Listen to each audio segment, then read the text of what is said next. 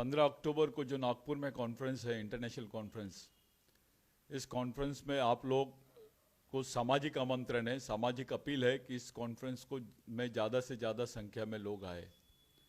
और हम लोग वैसे सभी लोगों को इसमें आमंत्रित कर रहे हैं और सभी लोगों से अपील कर रहे हैं।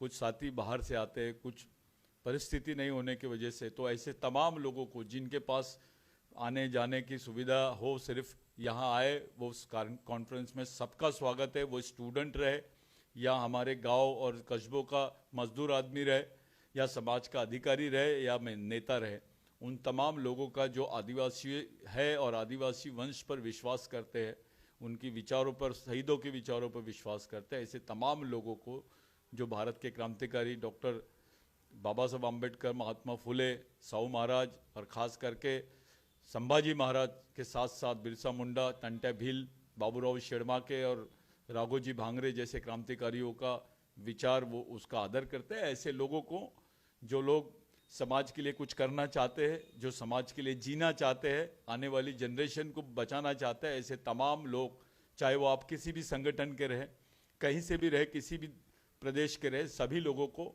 एक सामाजिक आमंत्रण है कि 15 अक्टूबर को नागपुर में जो कॉन्फ्रेंस रखा गया मेकोसाबाग ग्राउंड पे, ये कड़वी चौक है, ये नागपुर रेलवे स्टेशन से 2 किलोमीटर की दूरी पर है, सदर से 2 किलोमीटर की दूरी पर है, गड्डी गोदाम से 1 किलोमीटर की दूरी पर है। आप अगर कड़वी चौक तक आते हैं तो वहाँ से सिर्फ आपको पैदल ही आप आ सकते हो, इतनी नज़दीकी है वहाँ से। तो ये एक सुविधाजनक जगह है। तो आज तक के जितने प्रोग्राम्स भारत में हुए हैं, वो प्रोग्राम जो है वो राष्ट्रीय स्तर के हुए हैं। इसमें अंतर्राष्ट्रीय गेस्ट भी है, पूरे भारत के 19 राज्यों के प्रतिनिधि है, विश्व के 8 से 10 देशों के प्रतिनिधि इस सम्मेलन में रहने वाले हैं। तो आप लोगों से विनंती है, ये सम्मेलन जिसको आप यूनाइटेड नेशंस नहीं जा सकते हैं, आप यूनाइटेड नेशंस में खर्चा नहीं कर सकते, हमारे लोगों के पास उतनी साधन नहीं है, उतनी सुविधा नहीं है, अपना समाज गरीब है। इस उद्देश्य की पूर्ति के लिए हमने खुद नागपुर में इसको आयोजन करने की कोशिश की है। साथियों, ये एक अच्छा प्रयास है, समाज के लिए प्रयास है, और किसी संगठन या व्यक्ति के लिए या पार्टी के लिए नहीं, ये संपूर्ण समाज के लिए है, जो इस देश के मूल निवासी है, जो आदिवासियों के वंशज है, यहाँ के SC, ST, OBC, माइनॉरिटीज़, तमाम धर्म अल्पसंख्यक, धार्मिक अल्पसंख्यक, ये तमाम लोगों के लिए ये कार्यक्रम है। वो इस कार्यक्रम से बहुत बड़ी चीज़ साध्य कर सकते हैं। आज़ादी के बाद से पहली बार भारत में 75 साल के बाद आदिवासी अपनी पहचान पे बात कर रहे हैं। ये ज़रूरत इसलिए पड़ी है कि संयुक्त राष्ट्र संघ में अभी तक के भारत के आदिवासियों को जो अंतर्राष्ट्रीय आदिवासियों के अधिकार है वो नहीं मिल पाए हैं। भारत सरकार ने 1993 में जो हलफनामा भेजा है कि भारत में आदिवासी नहीं है, ये हलफनामा इस देश के संविधान के खिलाफ है। इन्होंने डॉक्टर बाबा साहब अम्बेडकर को बदनाम करने की कोशिश की है, इन्होंने संविधान निर्माताओं को बदनाम करने की कोशिश की है, जबकि भारत के संविधान में ये उल्लेख किया गया है कि जो लोग अनुसूचित जनजाति के लोग हैं वही आदिवासी है, और आदिवासियों को परिभाषित करने के लिए इसका उपयोग किया गया है इस शब्द का। जैसे tribe, scheduled tribe is the terminology, legal terminology to define Adivasis in constitution, to provide them the benefits of constitution. तो ये जो चीज़ें हैं हमको समझानी पड़ेगी। भारत के सर्वोच्च न्यायालय ने इस बात को कबूल किया है कि आदिवासी भारत के मूल मालिक है। इस चीज़ को क्लियर होने के बावजूद 2011 में जो जजमेंट हुआ, उसके बावजूद भारत सरकार ने अभी तक के संयुक्त राष्ट्र संघ में अपना हलफनामा बदला नहीं है। ये देखने वाली बात है साथियों।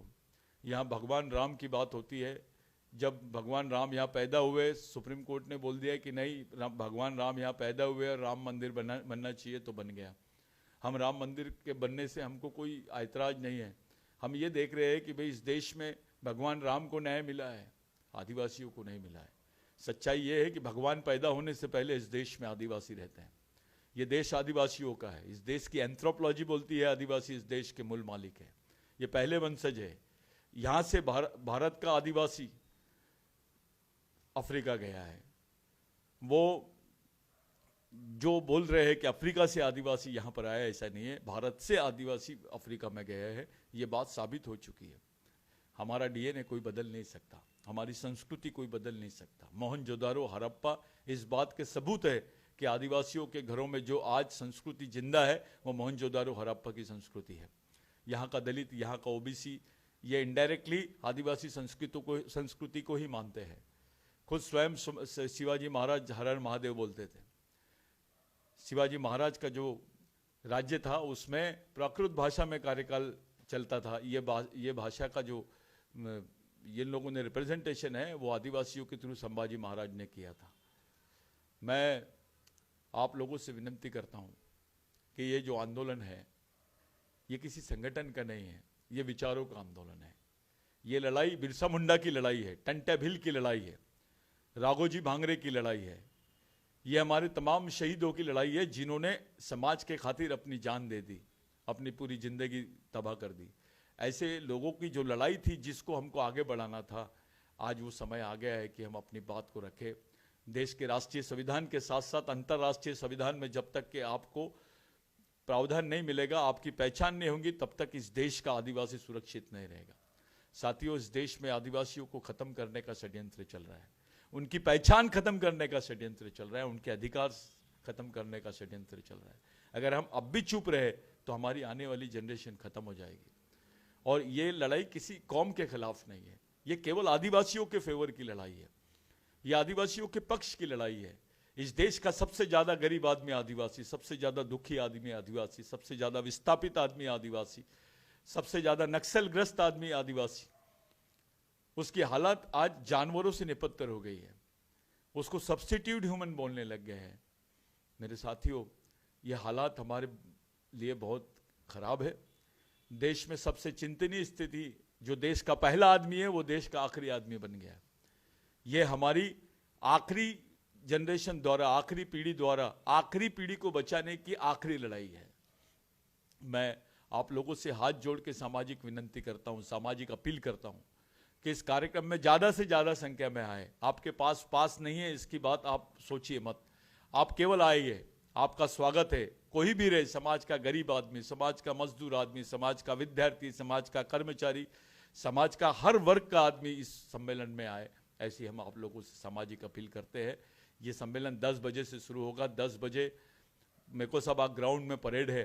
परेड्स के बाद में जो अंतर्राष्ट्रीय और राष्ट्रीय स्तर के जितने हमारे गेस्ट है, जो प्रतिनिधि है, वो सब लोग रहेंगे। ये बहुत महत्वपूर्ण सम्मेलन है। मैं आप लोगों से सामाजिक अपील करता हूँ, इसमें ज़्यादा से ज़्यादा संख्या में आप उपस्थित रहे और अपनी समाज की वफादारी को निभाए, समाज की सामाजिक ईमानदारी और समझदारी का आप परिचय दे, यही मेरी आपसे आशा है। जय बिरसा, जय आदिवासी।